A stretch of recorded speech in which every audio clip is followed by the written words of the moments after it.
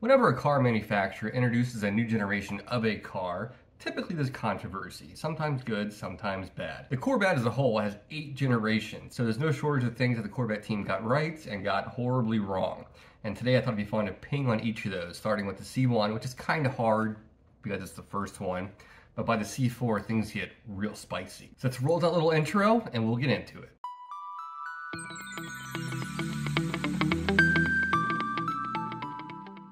Alright guys, welcome back to the channel. What is it today? What's Thursday? Drinking beer. It's been a long day at work. It's been a long week, man. But this video is actually kind of fun to do, so I want to knock it out tonight. Real quick, channel updates. Oh, I will be doing my first oil change on my C8 behind me this probably Sunday, so that'll be out for you guys. I'm not watching any videos on how to do it. I'm gonna go in raw, I'm gonna raw dog it and just give you my opinion on how it is and the steps you gotta take. It should be pretty easy though, I'm not too worried about it. All right, so like I said, starting with the C1 to the C8, I'll touch on the good things the generation got right, and then the controversial things, or things they should have done differently looking back, if that makes sense. We'll start with C1. Now this one's kind of hard, like I said, because it was the very first generation. However, there was a mid-cycle refresh, but this was a total refresh. So you have the 53 to the 55, which Corvette was still trying to figure out what it wanted to do. Was it gonna be a luxury car, a sports car, a purpose-driven race car? They weren't quite sure yet. By 1956, it was pretty clear what direction they were going, in contrast to the Thunderbird, which is more of a luxury car, but that's a video for another time. So what the first generation Corvette got right in its restyle was the iconic design. Thing looks amazing. It's probably one of the best looking cars ever made. It went from a white bloated land whale, if you will. It wasn't the prettiest car in its very first C1 iteration to a very sculpted, very pretty, awesome cowls on the side sports car that defined what the Corvette would be, and that's awesome. But they didn't get everything right. So unlike traditional Corvettes we have now, the entry-level Corvette is pretty much the same motor all the way across. You get the same horsepower until you bump up to the performance level like the Z06. So this was kind of a stretch, but when the refresh C1 came out, there was multiple engine options. There was the fuel injected, which was very ahead of the time at the time, and a twin carbureted version. And both of these were the 283 cubic inch. So in the fuel injected, you got 290 horsepower, which was quite a bit back then, especially in the size of the car. And then in the carbureted version, you got 270 horsepower. Why they did this, I don't know. They should have shipped them all with the fuel injected, but I kind of understand that people are a little apprehensive, like what's this new technology?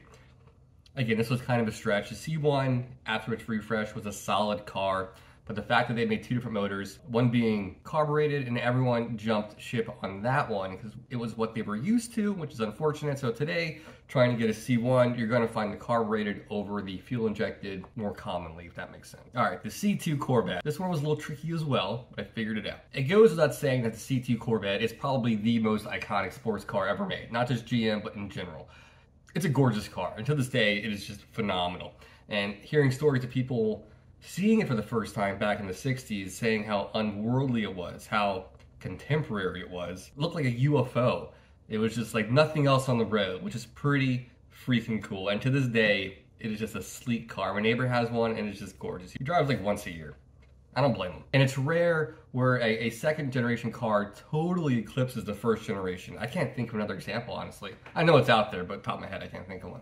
The design of the C2 set the Corvette more in motion than the C1 refresh, if that makes sense. But there is one thing that even eclipses the design, and that was the introduction of the Z06 package, which would come back later to be almost its own brand. And they went all business on this thing in 1963. They only made 199 examples of them, but they're awesome. They all had a huge 427 motor, and some were optioned with a 50-gallon tank to stay on the racetrack forever and just destroy the competition. Pretty clever, pretty neat. Not very many left on the road. But yeah, the introduction of the Z06 package and the C2, phenomenal.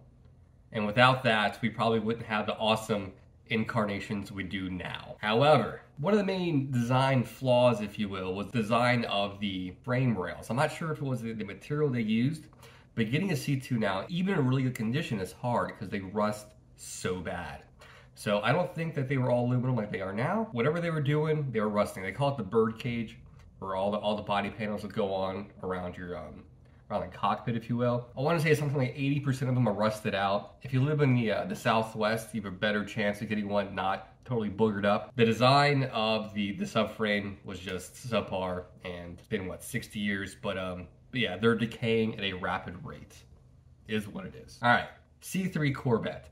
The design of C3 is very iconic. It's the Coke bottle shape, if you will, of all the Corvettes. Body lines like crazy, man. It's sexy. It's a sexy car. Not the fastest car, but it's sexy. The one thing that the C3 did really well before all the gas regulations was the L88 427. 430 horsepower. This thing was all business all the time. And it's unfortunate they couldn't have that same motor through the entire run. By the mid-70s, the EPA was down their throats, man. This C3 really suffered. The car could have been awesome, but so many damn regulations, it sucks. But at least they were able to get a couple years with this awesome motor in it, so there's that. All right, the worst thing the C3 did, it was one particular model year, which it really bothers me. I don't know why. It shouldn't, but it does. The 1982 Corvette. Two things. It had the crossfire injection, which if you know about, you know about. The EPA just really put a strain on the Corvette team, and then to get really creative. It only made like 190 horsepower, and the car wasn't that light. And then also in 82, there was no automatic. So you had a very watered down Corvette with no manual option the first time since I think 1965. And then you had a terrible crossfire injection, which did carry over to the C4 for 1 or 2 years, if I'm not mistaken. It's commendable what they tried to do, but just the crossfire, it just wasn't a good design. And again, they were limited on what they could do. That was a C3. All right, C4 Corvette. This is where things get fun. Now, the C4 Corvette is the Corvette I remember as a kid. My sister had the pink C4 Barbie car, and I remember I would see the actual C4 Corvette on the road thinking how cool that was. Like, it's a toy, but it's real.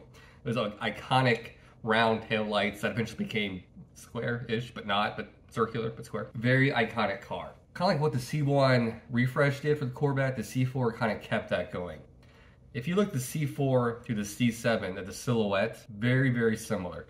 They kind of took a page out of 911's playbook, the Porsche, where very subtle changes year to year, and it worked very well. Long hood, kind of a stubby rear end, low slung, wide, and it just worked. The C4 to the C5 to the C6 to the C7, the silhouettes look very similar, and you think the C4 for that. It was revolutionary. This thing was all 80s all the time. Here's a little clip. Corvette with never-before available unidirectional turbine fin wheels and tires individually engineered for all 4 corners.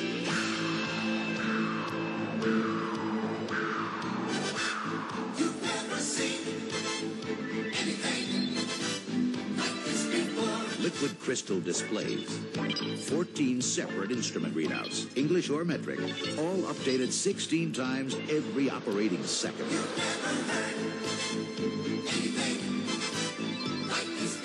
See what I mean? Just extreme and 80s and lights and digital everything. And it was just really ahead of its time. Now looking back, especially in the 84 to the 90-ish, the interior, it looks terrible. But at the time, it was so ahead of its time. Also during this period, GM did not like the manual. They wanted to put just automatics in the car because it was more luxurious. They wanted more luxurious race feel, all leather. They didn't want people switching their own gears, and they thought at the time the automatic was superior. That wasn't the case. Automatics didn't become superior for like 25 years later. They were really trying to push the automatic agenda. It didn't work out too well. But yeah, that revolutionary design pretty much is the reason why we have the Corvettes how we have them today. And I'm not mad about that. So where the C4 kind of messed up on, and kind of controversial, is that if you ever driven one, I actually own 2. I owned an 85 very briefly and a 95 for about a year. This is like 15 years ago. I remember the first time I took the target top off of my 95, I thought the car was broken. I thought it broke it. The shaking and body flex was god awful. So the Target itself had structural integrity. Crazy, I know, for a plexiglass type roof, but it actually, you had to screw it in, and it came with a little a ratchet set, and there's 4 bolts, and when you took that thing off, man, just know, you're gonna be doing this. I remember the mirror was just terrible. I took it off once in 85, and I was like, nope, not doing that again. Just awful.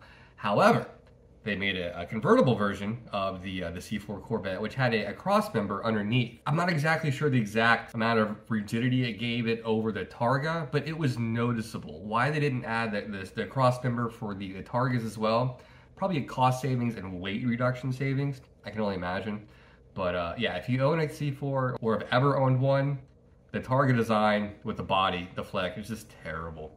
I almost wish they kept it like the T-tops in the C3, but it is what it is, you know? And there's so many kits in the market now to strengthen them up. I'm not sure how good they are, but that is a thing. All right, C5 Corvette. This car is near and dear to my heart. I love them, especially in the Z06 platform. I own one. This car did a lot of things right. Stay with you with the C5. It introduced so much technology, even used today. I couldn't ping on just one thing. I had to mention two positives about the redesign for the C5. I just had to. And that is the hydrofoam rails, which still used today in the C8. Incredible. High pressure water. Push through aluminum beams, and it makes the shape of the frame, and it is so damn strong. I want to say from the C5 to the C4, the C5 is 4 times as rigid as the C4, which is pretty incredible. You take the top off of C5, there is some flex, a little bit, but nothing like the C4. Huge step in technology and just improvements and innovation. Outstanding. And then the second thing, and again, they were both so even, and that is the transaxle. It gave the car almost a perfect 50-50 weight distribution. You almost had mid-engine characteristics without it being mid-engine. They pushed the block back and the firewall as far as they could.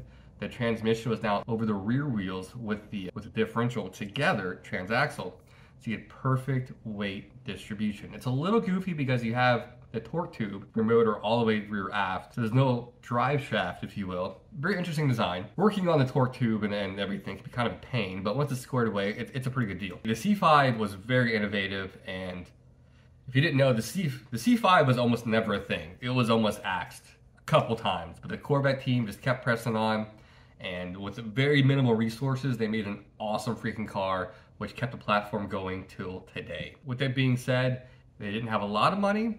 All the R&D went towards the drivetrain and the looks. They had to skimp on something. And the most controversial part of the C5, hands down, is the interior quality. I admit, it's not great. It's all Chinese plastic. I've spent the last 3 years totally updating my interior. It's much better, it's getting there. It's almost how I want it. But yeah, in stock form, the C5 interior, it's functional. The dials look great. Everything works well. It's simple, but every surface you touch is extremely cheap. But for what the C5 did for the platform, or the Corvette in general, I can overlook it. And you can update quite a bit of it. If you follow the channel, you know what I'm talking about.